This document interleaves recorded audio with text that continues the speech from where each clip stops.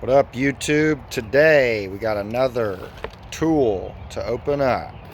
This one is not a paid advertisement. It is not a affiliate sponsorship. This is a tool that I bought, and we're going to check it out.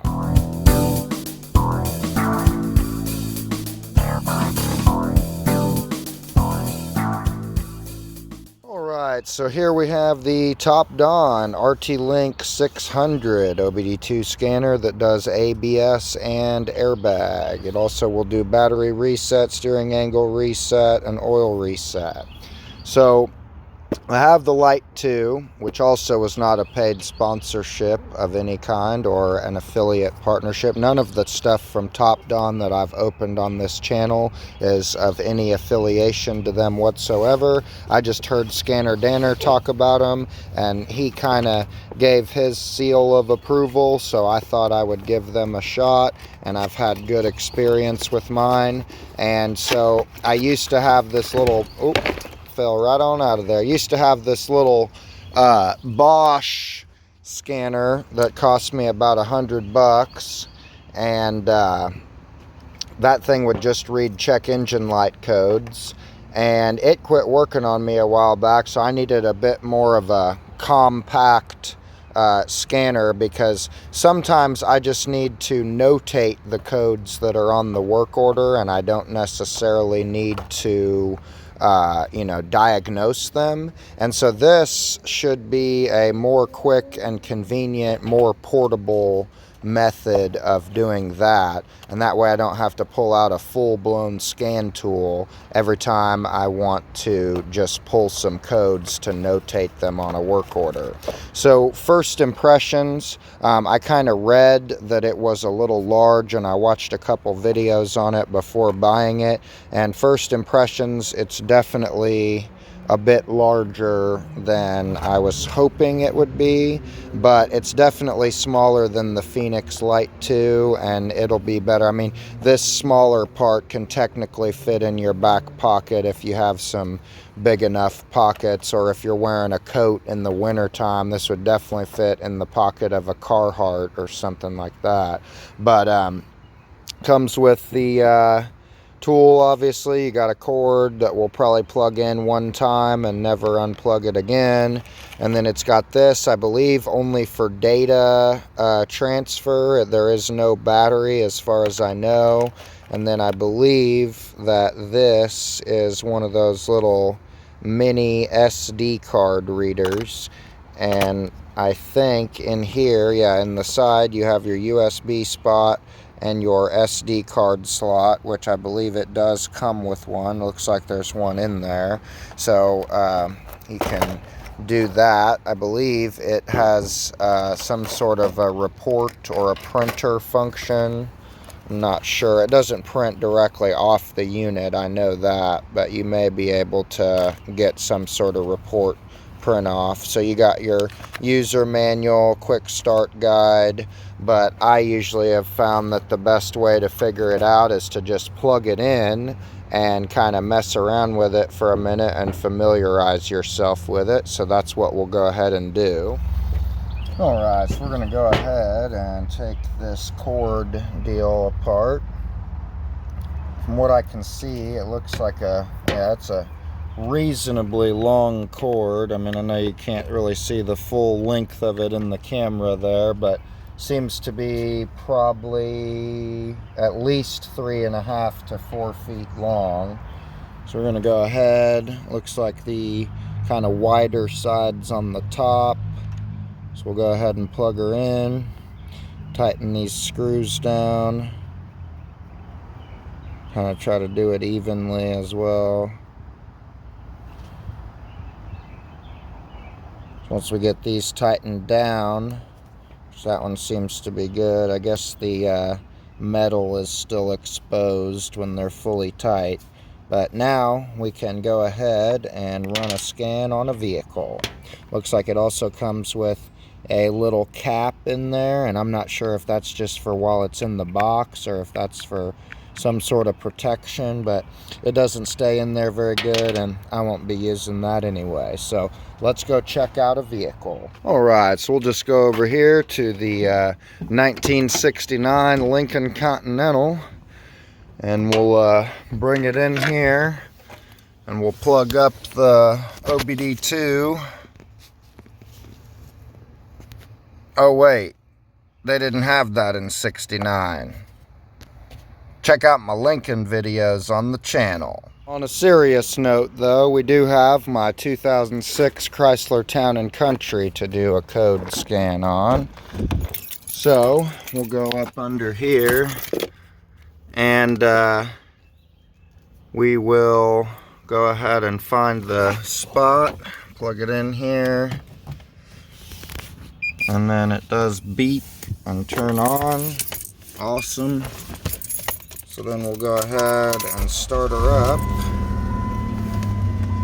and we'll check it out. So this one probably has a PO 420 code in it. I'm not sure if it's still stored. I've replaced the catalytic converter, but they sold me a garbage one. So we're going to go to OBD2. We're going to hit OK. Entering system, please wait. Getting the vehicle information, please wait. Okay, so we're going to go down. I mean, this is right here. And then I guess that's, I don't know if those are lights or just a sticker. It's hard to tell if there's lights behind there or not. Anyway, we're going to hit OK on read codes. It says hints, please wait.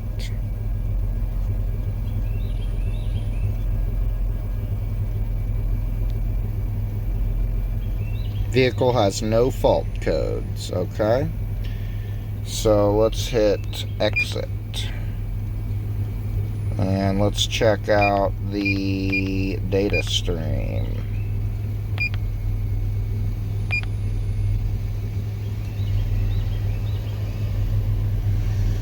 Hitting supported data stream. Kind of wanting to check out how quick it is as well. Fuel system status closed loop, so we can check out what else it has. Seems like it's somewhat slow to respond when you press the buttons, but that's okay, at least on scrolling. And honestly, if it's okay, there's the light, I see it now. No, that makes sense, it's right here. Anyway, if you're, scanning all of that stuff at once, I could see where it might be a little bit slow. So we're going to check out view graphic items. Let's see what kind of graphs we can get on this bad boy here. Let's check out engine RPM. That's an easy one. Wants me to hit this arrow button to confirm, but I'm not seeing that arrow button. Interesting. I wonder if it's this one. No. And I don't think it's touch screen. Okay. The red button says record, but I don't know how to do that either. Oh, I guess that's what it is. Okay. The exit button is confirm. Okay, so let's try this again. We'll go view graphic items.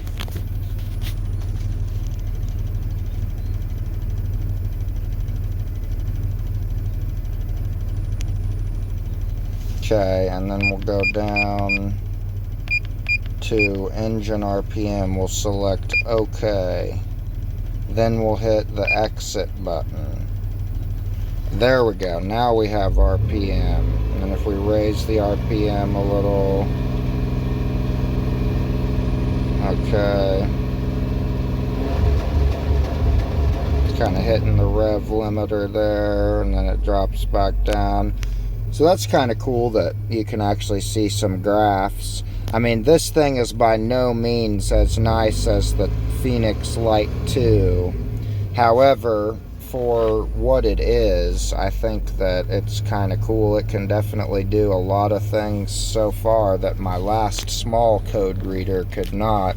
My last one didn't even have a lit up screen. It just had kind of a digital text on it that told you the codes, and you could look at freeze frame and a data stream, but there was definitely no graphs of any kind, and it wouldn't do ABS and airbag, which is something I kind of want to check out here as well. Let's check out the service menu, checking files.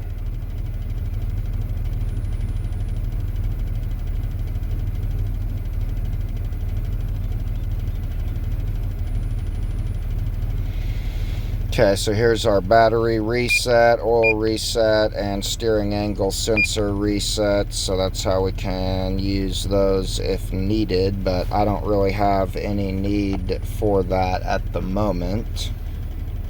And then data review. Let's see what this does. Review data stream.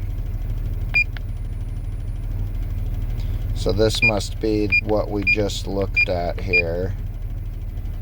Okay, that's cool. So then, let's see what else. DTC lookup.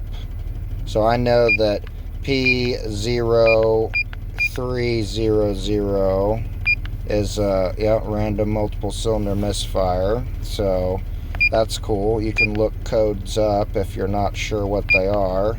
So here's a print function, probably what that cord is for. A help section. So just kind of some general information in here if you need it, it looks like. And then let's see what's under setup. Language, unit of measure, beeper. I wonder if you can turn that off. Excellent, you can. I don't know if I want to turn it off though, but record mode and print mode. I bet you can record data streams as well. So that's kind of cool. So let's check out the airbag and ABS scan. This is the last thing we haven't done. That's kind of cool. It shows the kind of the same similar menu as the other Topdon tools. So we're going to go system scan here for ABS and airbag codes. Pardon my dome light glare on the screen there. I guess I could shut my door.